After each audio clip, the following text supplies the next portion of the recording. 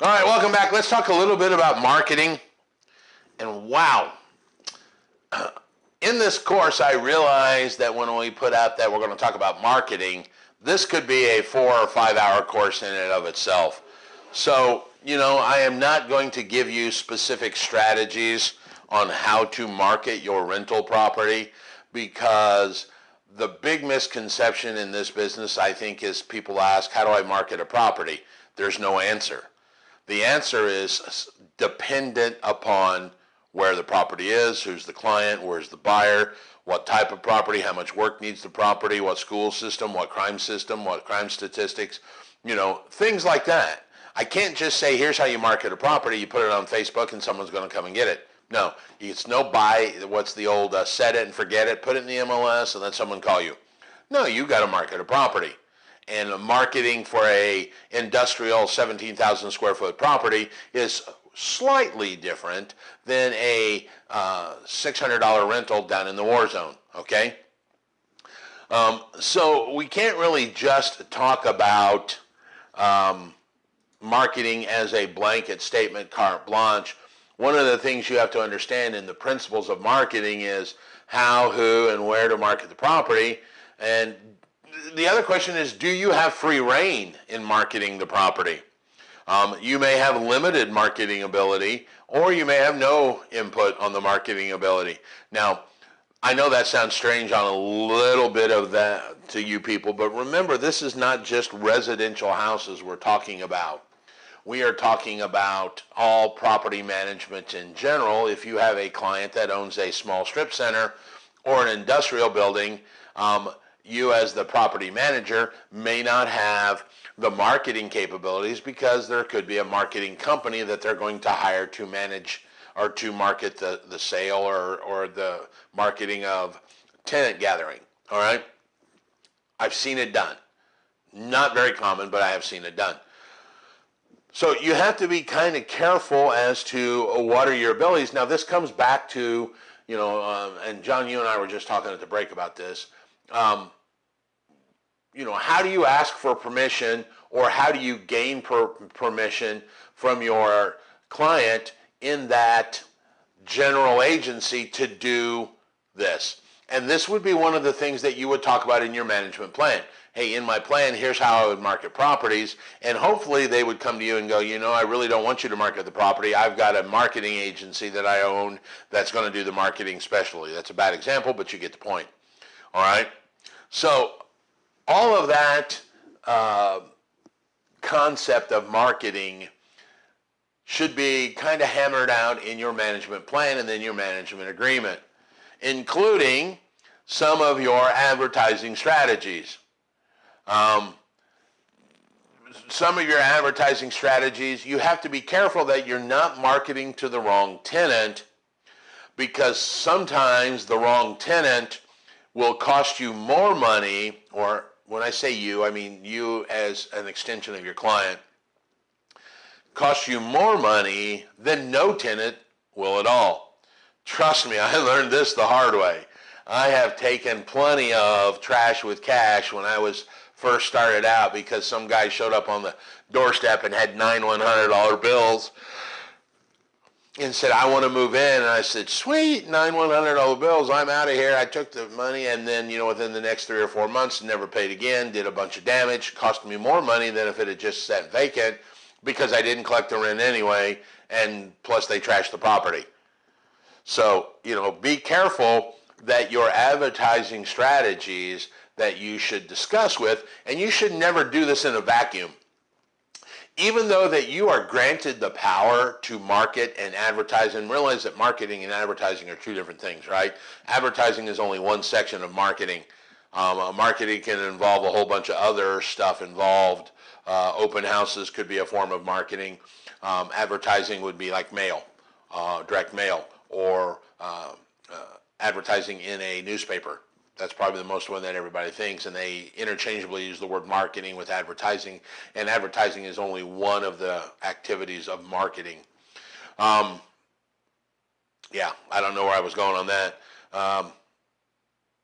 You shouldn't advertise in a vacuum, even though you have been given the power through your general agency and your management plan, you shouldn't just come up with an ad and a strategy and say, I'm going to put it in this ad, and when I get a tenant, I'll call my owner and tell him how good I am. You probably should say, here's my strategy. We are going to use the thrifty nickel specifically, or what's the other one now? The Saver Gator here in Indianapolis. It's owned by Steve Moulet, a friend of mine. Saver Gator. I'm going to advertise in Saver Gator in the zip code of 46143 and 46142, which is Greenwood, yada, yada, yada. I probably should run that by my client and say, I know I've been given the power, and I'm the one that's been spending the time thinking about it while you're off doing whatever you do. And here's my thought on the next ad we should run. And we're going to run it in this Thrift Saver magazine that goes to, 50,000 places. And here's the ad, and here's what it looks like, yada, yada, yada, so that you can get the okay on that. Even though you were given the power, that typically means to me I'm the one that's responsible for thinking of crap. If I give one of my employees the power to wash the car, I'm not going to be thinking about how I wash the car because that's what I gave them the power for. They're supposed to come back to me and go, hey, here's how we're going to do it, yada, yada, yada, and get it done. Okay? Yeah. Different methods. Once again, your methods of strategy or methods of marketing are completely different, and there is no general answer. And unfortunately, I think even in the selling and brokerage industry, everybody tends to lump real estate as real estate, and that is not true. You can't market real estate. You market a specific property. Once again, let me go back to saying it. A 17,000 square foot warehouse in zoned industrial I2U is marketed slightly different than a 2-bedroom house down on the corner of Bad Avenue and Terrible Avenue. All right? Slightly different, if you get my drift. So people tend to think of real estate as a homogeneous entity. It's real estate. No, it's not. It's a 3-bedroom ranch sitting on the north side in the 46, I don't even know the north side zip code. That's even marketed different than maybe a 3-bedroom ranch sitting in the Greenwood zip code. Different schools, different shopping, different areas of town, different amenities, different price points. So you can't think of marketing, and that's why this section on this is really not going to be very specific. I can't tell you to go out and get a Facebook ad. If you're marketing war zone properties where people traditionally don't have the internet, then, marketing a high-end property on the internet and having its own webpage is probably not the right concept. Conversely, if you are marketing a high-end property, say it's a 1,750, and I just pulled that number out of all right, a month rental property, those people typically tend to be better well-read, have more access to information. You might put that in the Indianapolis Business Journal as being a good way of marketing, all right? And typically, one of the things I ask my agents all of the time, and it kind of works, it doesn't kind of work, it does work the exact same way in property management. Instead of the word buyer, supplant that with the word tenant. When one of my agents lists the property, I ask them, where is the buyer of that house sitting right this minute? That's how you market this property. Same thing. Where is the tenant for this property sitting right now? That's how you should market for this property. Now, that may not be entirely true because I'm sure that there are things happening that go awry. You typically wouldn't market a high-end apartment complex to people living in high-end homes. But I meant, hey, got sued, lost my money, bankruptcy, now I don't have a place to live. Yeah. So it's not going to work 100% of the time, but it will tell you where to spend the bulk of your marketing money, that's for damn sure. I don't want to market to apartment complexes if I'm selling a high-end home. The other way around, if I am the property manager for a 14-unit apartment complex or apartment building and it rents for $700, the tenant is probably not coming from a $400,000 area of the city like, Westfield. So there's no point in putting anything in a Westfield property because they're not going to do it. Also, geography. Very seldom do apartment people, and once again, this is not a carte blanche statement, but most people that are in an apartment in Beech Grove are probably not going to move to an apartment in Westfield. Okay? They're going to try and stay similar because they probably have jobs and friends and are used to the neighborhood, so they're going to try and stay similar to that area. Now, just trying to help you out. Economics might pose a problem.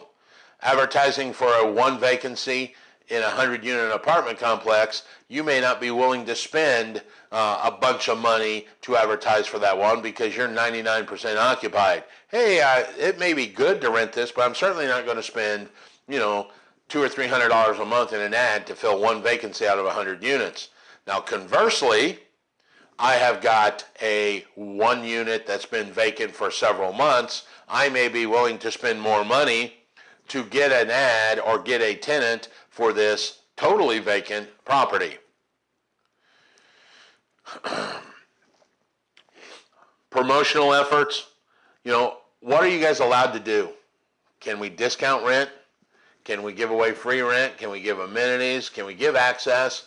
One of the things I was just talking about my son Sean has a friend named Fletcher. Their parents live in the apartment complex. Occasionally that apartment complex, well, not occasionally, let me back up. If you remember what I was talking about, they rent the unit out, and then for like $20 more a month, you get a carport. And then for like $50 more a month, you get a garage with a garage door that can be locked. All right, so that's what, $50 a month times 12, $600 a year on top of your rent if you want a locking garage door. It's just one, not two. They ran a special just recently. Anybody that rented during the month of December got I can't remember, it was 50 or 60% off of the garage rental because they obviously had enough vacancies that it was posing a problem. And the add-on, this is a genius kind of move in my opinion, because you notice they didn't discount the rent, which is typically a base income for the investor. What they discounted was the add-on income of the garage. All right? So is that a promotional effort? Yeah, sure, certainly it was, because that sign's now not there. So I'm assuming they got enough tenants in there under that promotion to do the property. Now, the economics of marketing, I kind of got out of sense, kind of got out of order, and that's exactly what we were just talking about a minute ago. How much are you willing to spend to fill 1% vacancy versus how much are you willing to spend to fill 100% vacancy? Big difference. Hey, I'm 1%. In another class I teach called Intro into Commercial Brokerage, one of the things I found out through the NAR in the year 2015, the average apartment vacancy is like 7.3%. Apartment complex vacancy. So, if you're only 1%, how much money are you willing to spend to fill that one when you know the average is 99 or 93% roughly? Probably zero, all right? But if you had a vacant single-family residence, which is either 100% occupied or 100% vacant, now for a couple months, how much are you willing to spend? Hey, I might spend a couple $100 to get to my 11 or 1200. All right. So the economics of marketing is an idea. So this concept of marketing, while I'm sure that most of you got excited because you thought I was going to give you the golden bullet or the silver bullet. Well, that's Coors Light, isn't it? Sorry, can't have Coors Light. Actually, there's a law that says I can't serve alcohol in the room I teach real estate in. And you know why there's a law? Why? That's right, because somebody broke it. I know that you guys might have thought I was going to give you, I don't know, what is that? That would be the silver bullet, or is that the goal? It's going to give you the magic pill to tell you how to market. You can't do that. This was just general concepts. Remember, understand the principle. Think of a couple of campaigns. Understand what your job is in that marketing process. Are you actually involved in the marketing? Are you not involved? To what degree are you involved? Part of your management plan would come up with certain ideas. Now, one thing I want to go back and touch on, and it's just dawned on me that I didn't talk about it, maybe I should, is you may have a marketing plan different for every property. Now, theoretically, if I have a management agreement, I should have a management agreement for each property. I probably should have a management plan for each property, because the way that in that plan I talk about how I'm going to market or what my strategies would be.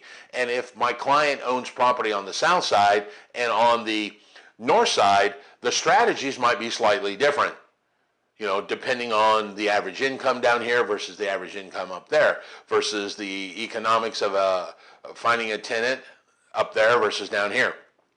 So think about that, and I'm sorry I left that section out. You might want to go back and find your notes and write that down, that you potentially would have a marketing plan different for every property, all right? You certainly would have a management plan for every property, okay? I would, because I may have different responsibilities for different properties. All right, we're going to talk a little bit about leases and lease negotiations after lunch. If you have a question, don't forget you can email me at help@myrealyou.com. If you have anything other than that, give me a call. All right, thanks.